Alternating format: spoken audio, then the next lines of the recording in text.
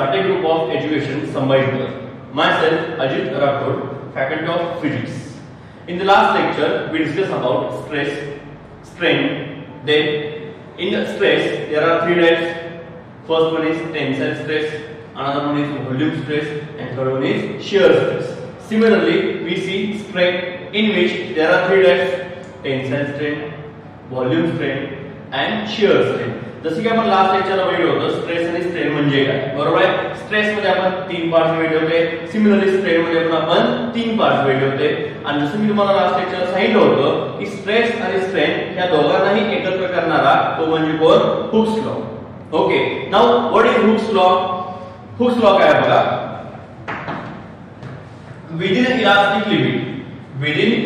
Limit stress is directly proportional to strain. Within elastic limit stress is directly proportional to strain.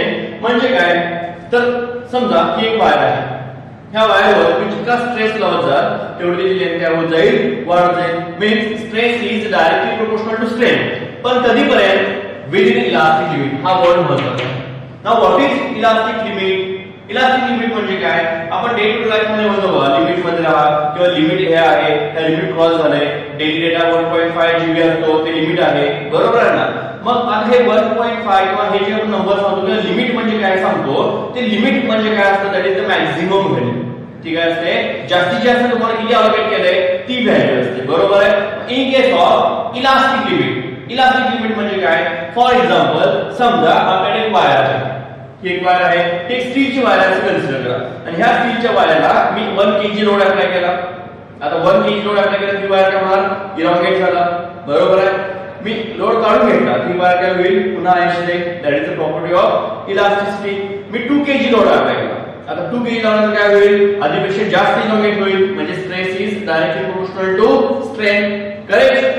मग 2 kg काढून घेतला, परत wire ऐंशी आली, म्हणजे 2 kg पर्यंत ही वायर काय होती, इलास्टिक होती. आता मी काय करतोय, 2 kg पेक्षा थोडंसं जास्त टाकतोय, म्हणजे समजा मी 2.1 kg लावतोय. आता 2.1 kg झाल्यानंतर ही वायर इलॉंगेट झाली, पण 2.1 kg मी काढून घेतल्यानंतर ही वायर आहे ती झालेली नाही. म्हणजे काय, तर ती वायर जी आहे ती इलास्टिक लिमिट जे आहे ते इलास्टिक लिमिट क्रॉस करून पुढे गेली. आता ती इलास्टिक राहिलेली नाही, ती आता कशामध्ये जाणार, प्लास्टिक मध्ये जाणार. जसं आपण पेनामध्ये आपल्या स्प्रिंग असते बघा, पेनाची स्प्रिंग थोडीशी आपण ओढली आणि सोडली तर परत आहे जाते, पण त्याला ठराविक लिमिटच्या पेक्षा जास्त फोर्स दिला तर त्याचं काय होतं, शेप बदलून जातो, त्याचं इलास्टिक बिहेवियर काय होतं, निघून जातं, बरोबर आहे. मग इलास्टिक लिमिट म्हणजे काय, it is the value of maximum stress up to which body should regain its original dimensions. म्हणजे काय, तर त्या बॉडीने सहन केलेला जास्तीत जास्त फोर्स, की जो फोर्स काढून घेतल्यानंतर ती बॉडी आहे असे आपले डायमेन्शन्स रिगेन करू शकते. That maximum value of load is called as elastic limit. Okay, it defines होते बघा elastic limit. Elastic limit means what? Maximum stress up to which body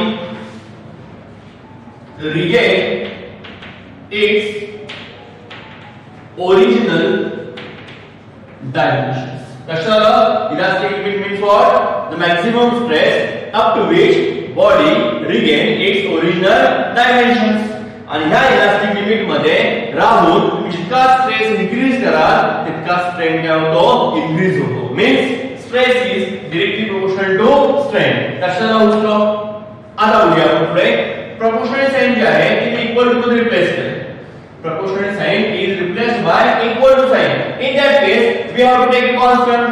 ज्यावेळी आपण proportional sign चं equal to मध्ये conversion करतो किंवा equal to मध्ये convert करतो, त्यावेळी आपल्याला इथे काय करावं लागतो, constant of proportionality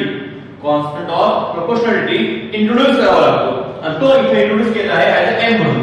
Where m म्हणजे काय बघा, मॉड्युलस ऑफ इलास्टिसिटी. m म्हणजे काय, मॉड्युलस ऑफ इलास्टिसिटी. लक्षात आलंय, stress is directly proportional to strain.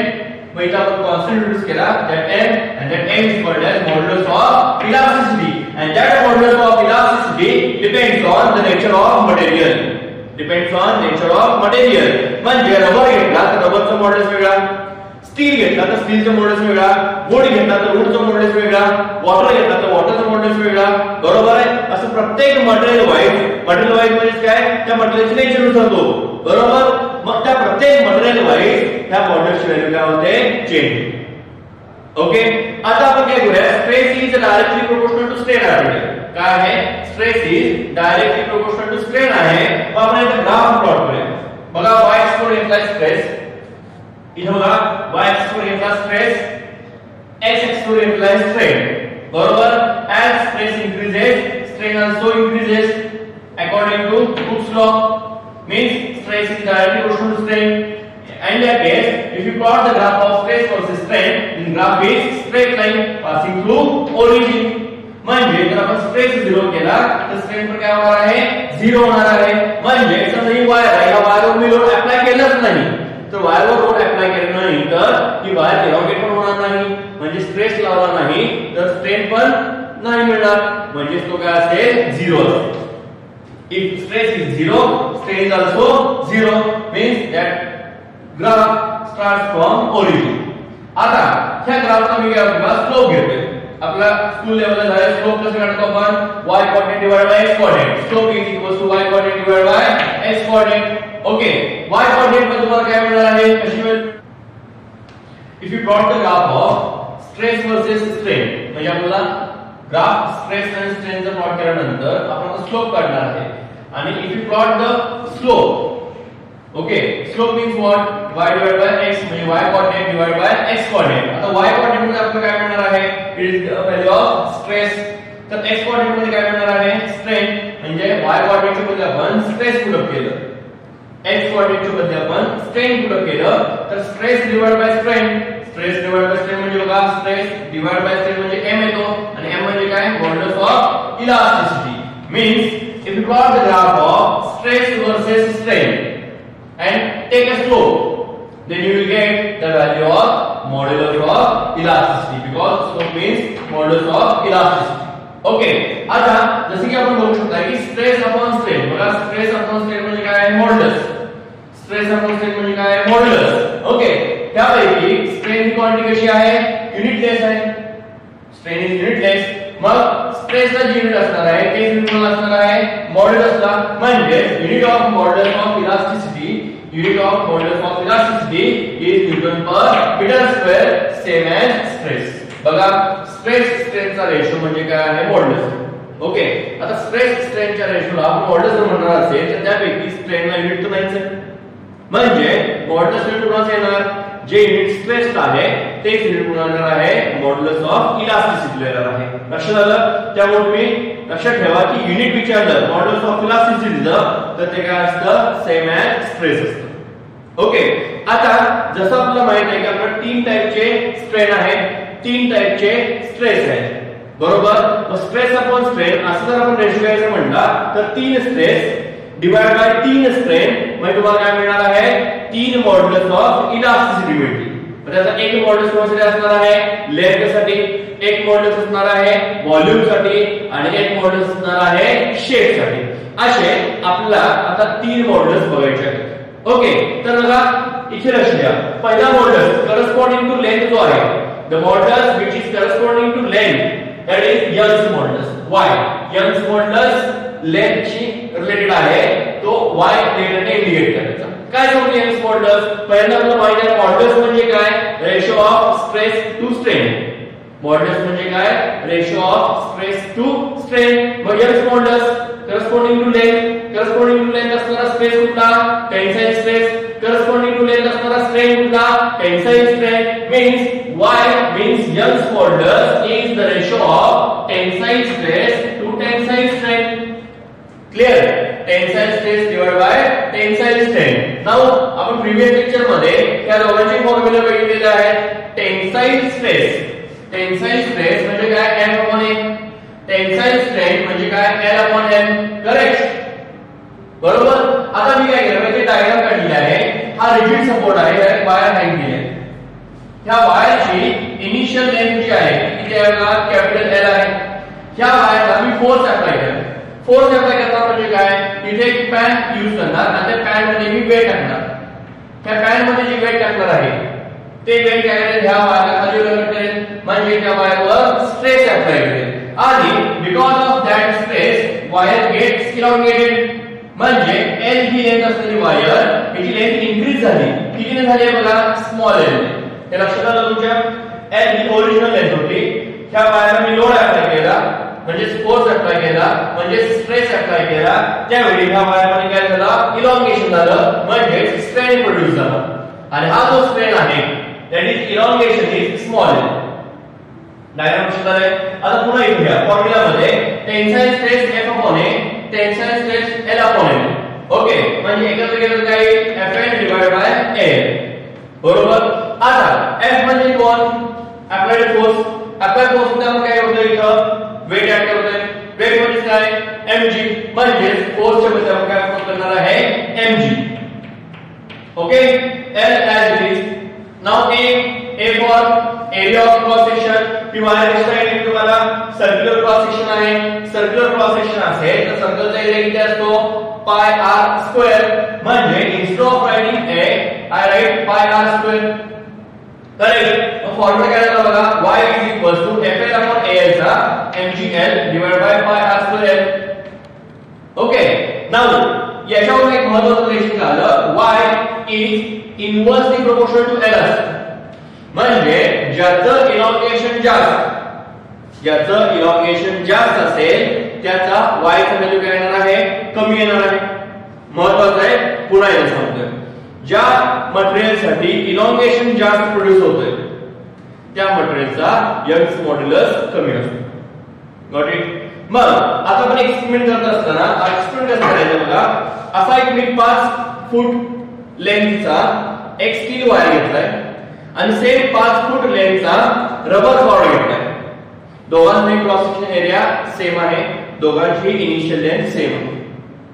लक्षात तुमच्या. एक आपण स्टील वायर घेतली आहे ज्याची लेंथ आहे 5 फूट आहे. एक आपण रबर कॉर्ड घेतलाय ज्याची लेंथ आहे 5 फूटच. बरोबर. दोघांचाही क्रॉस सेक्शन एरिया जो आहे सेम आहे आणि त्यांना काय करणार आहे, रिजिड सपोर्टला हँग करणार. एक साइडला स्टीलची वायर आणि एक साइडला रबरची वायर आणि या दोन्ही वायरवर मी सेम लोड अप्लाय करणार. आता तुम्ही मला सांगायचं आहे की ज्यावेळी स्टील वायरवर आणि रबर कॉर्डवर ज्यांची लेंथ सेम आहे, त्यांचा क्रॉस सेक्शन एरिया सेम आहे, त्यांच्यावर मी जर सेम लोड अप्लाय केला तर इलॉंगेशन जास्त कुणाचं होणार आहे, कुणाचं होईल इलॉंगेशन जास्त. तर साहजिकच तुम्हाला माहित आहे की रबरचं इलॉंगेशन काय होणार आहे, जास्त होणार आहे. बरोबर. म्हणजे हा जो L आहे हा L रबरसाठी काय असणार आहे, जास्त असणार आहे. म्हणजे आपण इथे लिहिलं की L for rubber is greater than L for steel. मग मी तुम्हाला आता काय सांगितलं, ज्याचा इलॉंगेशन जास्त त्याचा यंग्स मॉड्युलस कमी, इनव्हर्स रिलेशन आहे. मग आपण जर रबरचा आणि याचा यंग्स मॉड्युलस कंपेअर केला तर तो यंग्स मॉड्युलस कसा येणार आहे, उलट येणार आहे. मीन्स रबरचा यंग्स मॉड्युलस लहान असेल as compare to steel. Clear झालं. आता अजून एक, ज्या मटेरियलचा यंग्स मॉड्युलस जास्त, ज्या मटेरियलचा यंग्स मॉड्युलस जास्त असतो ते मटेरियल जास्त इलास्टिक म्हणून कन्सिडर करतात. ते मटेरियल जास्त इलास्टिक म्हणून कन्सिडर केलं जातं. मग आता तुम्हाला लक्षात आलं असेल की रबरचा यंग्स मॉड्युलस स्टील पेक्षा काय आहे, कमी आहे. Means steel is more elastic than rubber. मी तुम्हाला पहिल्या लेक्चर सांगितलं होतं बघा, डे टू डे लाईफ मध्ये आपल्याला वाटतं की rubber is more elastic than steel, पण आता मला कळलं असेल की steel is more elastic than rubber. कारण इलास्टिक म्हणजे फक्त असं नाही की वाटली पाहिजे.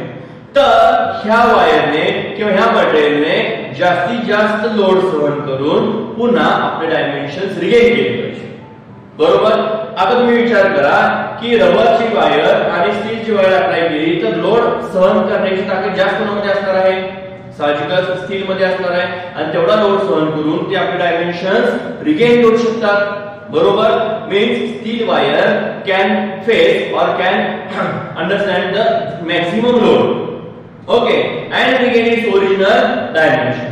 Hence steel is more elastic than rubber according to Young's modulus point of view. If we another point of view like stretching point of view, Who is more stretchable? Then your answer is correct. Rubber is more stretchable than steel, according to stretching point of view. But according to modulus point of view, steel is more elastic than rubber. लक्षात तुम्हाला clear आहात? हा formula खूप महत्त्वाचा आहे.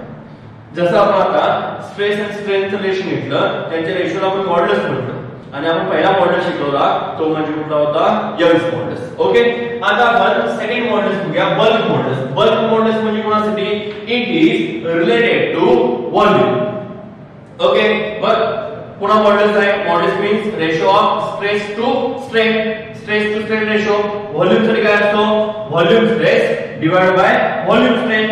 Now what is the formula for volume stress? F upon X. What is the formula for volume strain? dV upon V. Okay, F upon A ला आपण काय म्हणतो? चेंज इन प्रेशर म्हणतो. प्रीवियस लेक्चर मध्ये आपण हे कव्हर केलेलं आहे. चेंज इन प्रेशर आपण म्हणतो dP आणि इथे म्हणतो आपण dV upon V. करेक्ट? एकत्र करा. फॉर्म्युला पण आहे V into dP divided by V. Got it? Bulk modulus is equals to V into dP divided by dV. आता थोडंसं वेगळी इन्फॉर्मेशन बघा. इथं व्हॉल्यूम स्ट्रेन मध्ये इथे निगेटिव्ह साइन इंट्रोड्यूस करतात. आता हे निगेटिव्ह साइन काय? तर लास्ट लेक्चरला आपण जसं डिस्कशन केलं होतं बॉइल्स लॉ, आठवलं का? Boyle's law, as pressure increases volume decreases. म्हणजे डिक्रीज होणारी जी क्वांटिटी आहे, डिक्रीज होणारी जी क्वांटिटी आहे ती क्वांटिटी निगेटिव्ह साइन दाखवायची. पण जनरली न्यूमेरिकल सॉल्व्ह करत असताना आपण फक्त मॅग्निट्यूडचा विचार करतो. आपण डिक्रीज आणि इन्क्रीजचा विचार करत नाही. आपण फक्त त्याचा मॅग्निट्यूडचा विचार करतो. त्यामुळे आपण न्यूमेरिकल सॉल्व्ह करत असताना किंवा अशी फॉर्म्युला असताना तिथे निगेटिव्ह साइन कंपेअर करायची गरज नाही, कन्सिडर करायची गरज नाही. लक्षात आला फॉर्म्युला? Bulk modulus. समजा तुम्ही एखादा फुगा फुगवताय, फुगा फुगवल्यानंतर तो एका पॉइंटला जाऊन ब्लास्ट होतो. याचा अर्थ काय? तर त्याची बल्क मॉड्युलस व्हॅल्यू तुम्ही काय अप्लाय? क्रॉस करून जाताय. म्हणजे तुम्हाला जेवढा स्ट्रेस अप्लाय करायची एबिलिटी आहे त्याच्यापेक्षा तुम्ही त्याच्यामध्ये जास्त स्ट्रेस भरताय. बरोबर? बल्ब जो बलून आहे तो फुगतो म्हणजे एरिया वाढतोय, व्हॉल्यूम वाढत चाललाय. बरोबर? म्हणजे काय झालं? त्याच्यावर आपण स्ट्रेस अप्लाय करतोय आणि हा स्ट्रेस डिवाइड बाय स्ट्रेन केलं की मॉड्युलस मिळतो.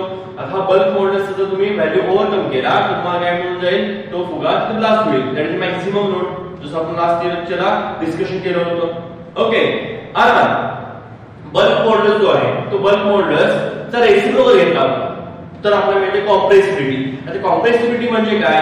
तर एखादं मटेरियल किती प्रमाणात कॉम्प्रेस होऊ शकतं ते सांगणारी ऍबिलिटी.